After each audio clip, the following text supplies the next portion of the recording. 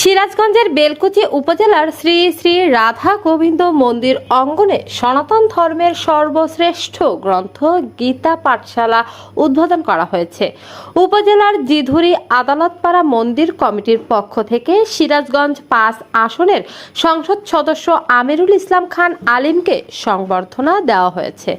শনিবার বিকেলে উপজেলার জিধুরি আদালতপাড়া মন্দির কমিটির আয়োজনে এ সংবর্ধনা দেওয়া হয়। সংবর্ধনা অনুষ্ঠানে এমপি আমিরুল ইসলাম খান আলিম বলেন, হিন্দু সম্প্রদায়ের মানুষের সাথে আমার আত্মার সম্পর্ক।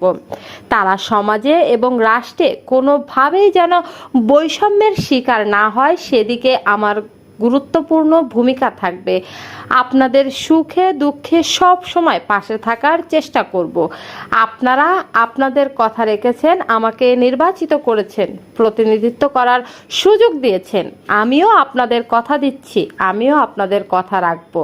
বক্তব্যে এসব কথা বলেন। এ সময় তিনি শ্রী শ্রী রাধা গোবিন্দ মন্দির নির্মাণের জন্য সরকারি তহবিল থেকে ৫ লক্ষ টাকা দেওয়ার প্রতিশ্রুতি দেন, যা ১ মাসের মধ্যে মন্দির কমিটি পেয়ে যাবে।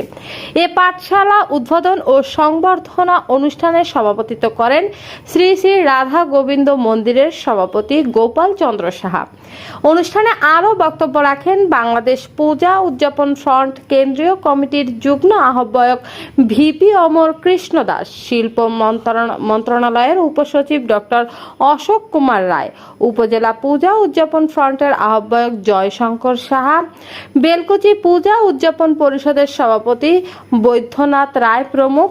এ সময় উপজেলা বিএনপির সাবেক সভাপতি হাজী জামাল উদ্দিন ভূঁইয়া, উপজেলা বিএনপির সাবেক সাধারণ সম্পাদক আব্দুর রাজ্জাক মণ্ডল, জেলা বিএনপির সদস্য গোলাম আজম, উপজেলা বিএনপির সাবেক আহ্বায়ক নুরুল ইসলাম গোলাম, উপজেলা বিএনপির সদস্য সচিব বনিয়ামিন, পৌর বিএনপির সাবেক আহ্বায়ক আলতাফ হোসেন প্রমাণিক, বেলকুচি প্রেস ক্লাবের সাধারণ সম্পাদক রেজাউল করিম উপস্থিত ছিলেন।